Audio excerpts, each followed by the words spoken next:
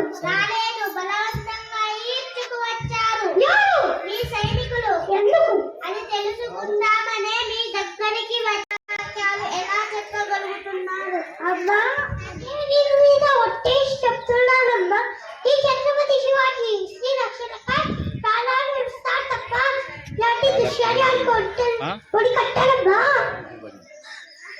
ఓ శ్రీకృతి, ఒక్కసారి మీ మొహం భాగ్యం నాకు కలిగిస్తారా? అమ్మా, నేను నా తల్లి రూపం కనిపిస్తుందమ్మా. ఈ ఛత్రపతి నిర్ణయాలు విరుద్ధంగా ప్రవర్తించిన నా సైనికుల్ని నేను బదిలిస్తాను తల్లి. మీరు నిశ్చితంగా ఉండండి. రాజరాజ్యాలతో నా ఇంటి ఆడపడుచులు సాగినట్టు ఈ రాజ్యపురం తిరిగి పంపిస్తాను తల్లి. కృతజ్ఞతలు.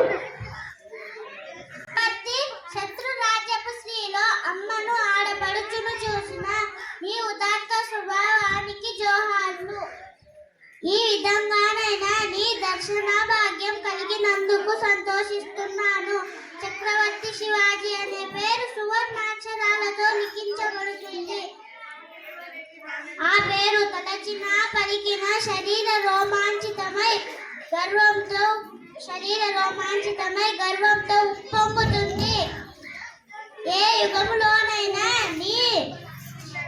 యుగములోనైనా స్త్రీ గౌరవించబడాలి అంటే మీలాంటి వారు యుగానికి ఒకరు పుడుతూనే ఉండాలి.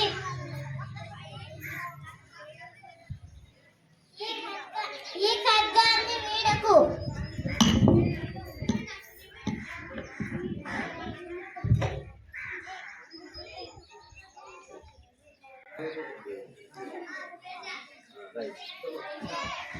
జై భవాను.